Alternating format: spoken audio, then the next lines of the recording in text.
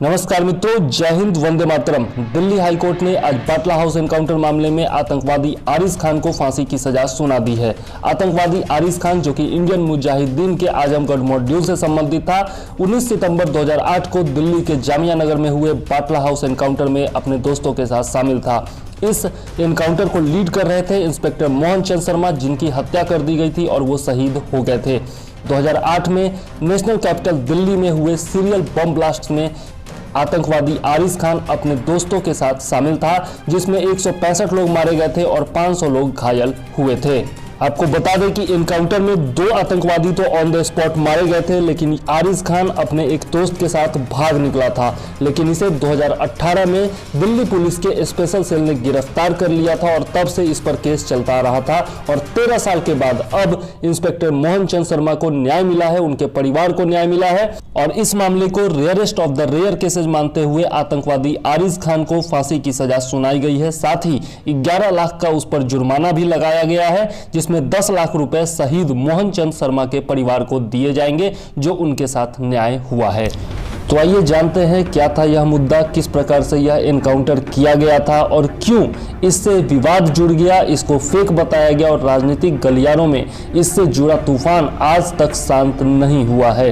क्यों मुस्लिम तुष्टीकरण की राजनीति में कांग्रेस ने अपनी ही दिल्ली पुलिस पर विश्वास नहीं किया और सोनिया गांधी ने खून के आंसू बहाए थे एक आतंकवादी की मौत पर, यह सब हम लोग जानेंगे। लेकिन उससे पहले वीडियो को लाइक कर दीजिए और शेयर कर दीजिए, साथ ही चैनल को सब्सक्राइब कर लीजिए यदि चैनल पर नए हैं और बेल आइकॉन दबा दीजिए ताकि सारे वीडियोज का नोटिफिकेशन आपको टाइम पर मिलता रहे। आइए देखते हैं। बाटला हाउस एनकाउंटर 19 सितंबर 2008 की सुबह हुआ था, लेकिन उससे ठीक एक हफ्ता पहले 13 सितंबर 2008 को दिल्ली में 5 अलग अलग जगह पर सीरियल बम ब्लास्ट हुए थे।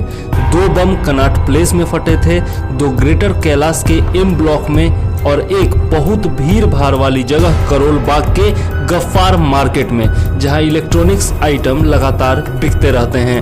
उस दिन अलग अलग 5 धमाके हुए थे। इसके अलावा पुलिस ने 3 बम और बरामद किए थे, जिन्हें डिफ्यूज कर दिया गया था। उन 5 धमाकों में करीब 30 लोग मारे गए थे। ये धमाके करीब 50 मिनट के अंदर हुए थे। अब देखते हैं 19 सितंबर 2008 को क्या हुआ था। दिल्ली पुलिस की स्पेशल सेल उस सीरियल बम धमाकों की जांच कर रही थी। इसी के चलते वो टीम 19 सितंबर 2008 को बाटला हाउस में L18 नंबर की इमारत की 3री मंजिल पर जा पहुंची। वहीं पर पुलिस की इंडियन मुजाहिदीन के संदिग्ध आतंकियों से मुठभेड़ हुई। पुलिस को इंस्ट्रक्शन था कि उन्हें जिंदा पकड़ना है और पुलिस करना भी यही चाहती थी, लेकिन अंदर से आतंकवादियों ने हमला शुरू कर दिया, गोलियां चलानी शुरू कर दी, तो मजबूरन पुलिस को भी गोलियां चलानी पड़ी, ऐसा पुलिस का वर्जन है। और इस मुठभेड़ में 2 संदिग्धों की मौत हो गई। मरने वालों की पहचान मोहम्मद आतिफ, अमीन और साजिद के रूप में की गई थी। दोनों यूपी के आजमगढ़ के रहने वाले थे, जबकि मौके से 2 युवकों को गिरफ्तार किया गया था और एक युवक मौके से किसी तरह भाग निकला था। इस एनकाउंटर में टीम का नेतृत्व कर रहे मोहन चंद्र शर्मा को भी गोली लग गई थी। 19 सितंबर को ही देर शाम मोहन चंद शर्मा की होली फैमिली अस्पताल में मौत हो गई थी। पोस्टमार्टम रिपोर्ट के मुताबिक मोहन चंद शर्मा को 3 गोलियां लगी थी, एक पेट में, एक जांघ में और एक दाहिने हाथ में। पुलिस ने मोहन चंद शर्मा की मौत के लिए शहजाद अहमद को जिम्मेदार ठहराया था। अब देखते हैं 21 सितंबर 2008 को क्या हुआ था। पुलिस ने 21 सितंबर तक इस मामले में कुल 14 लोगों को गिरफ्तार किया था। इसमें L18 मकान की देखभाल करने वाला भी शामिल था। गिरफ्तारियां दिल्ली और उत्तर प्रदेश से की गई थी। इस दौरान मानवाधिकार संगठनों ने बाटला हाउस एनकाउंटर को फेक बताते हुए दिल्ली हाईकोर्ट में याचिका दायर की और कहा कि इसकी न्यायिक जांच की जाए। इस पर दिल्ली हाईकोर्ट ने राष्ट्रीय मानवाधिकार आयोग को जांच कर 2 महीने में रिपोर्ट देने के लिए कहा था। 22 जुलाई 2009 को जांच के बाद NHRC ने बाटला हाउस एनकाउंटर में अपनी रिपोर्ट कोर्ट में जमा कर दी और दिल्ली पुलिस को क्लीन चिट दे दी थी। इसके बाद 26 अगस्त 2009 को दिल्ली हाईकोर्ट ने इस बाटला हाउस एनकाउंटर की न्यायिक जांच से इनकार कर दिया था। कोर्ट ने आयोग की ही रिपोर्ट को सही माना था। 30 अक्टूबर 2009 को कुछ लोगों ने हाई कोर्ट के फैसले के खिलाफ सुप्रीम कोर्ट में अपील दायर की, लेकिन सुप्रीम कोर्ट ने भी सारे पहलुओं को जानने के बाद न्यायिक जांच से मना कर दिया था। 6 फरवरी 2010 की बात देखते हैं। बाटला हाउस एनकाउंटर के बाद से ही पुलिस इंस्पेक्टर मोहन चंद शर्मा के कातिल को तलाश रही थी। आखिरकार 6 फरवरी 2010 को लंबी भागदौड़ के बाद दिल्ली पुलिस ने मोहन चंद शर्मा के हत्या के आरोपी शहजाद को गिरफ्तार कर लिया।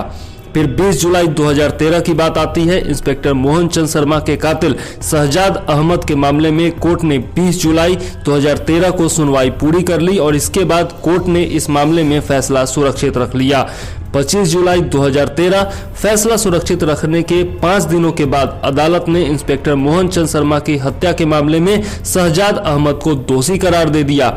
30 जुलाई 2013 अदालत ने शहजाद अहमद को इंस्पेक्टर मोहन चंद शर्मा के कत्ल के आरोप में उम्र कैद की सजा सुनाई थी। इसी मामले में आरिज खान जो घटना स्थल से भाग निकला था, उसे 2018 में दिल्ली पुलिस की स्पेशल सेल ने गिरफ्तार किया और उसके बाद से लगातार उस पर मामला चलाया जा रहा है और अब जाकर दिल्ली हाई कोर्ट ने उसे फांसी की सजा सुनाई है। साथ ही इस मामले को rarest of the rare case माना है और 11 लाख का जुर्माना भी लगाया गया है, जिसमें 10 लाख रुपए मोहन चंद शर्मा जी के परिवार को दिए जाएंगे जो शहीद हुए थे बाटला हाउस एनकाउंटर मामले में।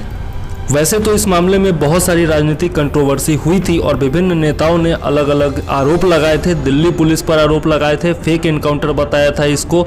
अरविंद केजरीवाल ने इस पर सवाल उठाए थे। ममता बनर्जी ने तो यहाँ तक कहा था कि मैं अपना राजनीतिक करियर छोड़ दूंगी, मैं राजनीति छोड़ दूंगी अगर ये एनकाउंटर फेक नहीं निकला तो खैर बहुत सारी कंट्रोवर्सी है। सोनिया गांधी ने आंसू तक बहा दिए थे, लेकिन उसमें नहीं जाना हम लोगों को। हम लोग विद्यार्थी हैं। तो यहीं पर वीडियो को समाप्त करते हैं। चैनल को सब्सक्राइब कर लीजिए, बेल आइकन दबा दीजिए और लाइक शेयर और कमेंट जरूर करते रहिए। मुझे दीजिए इजाजत। जय हिंद, वंदे मातरम।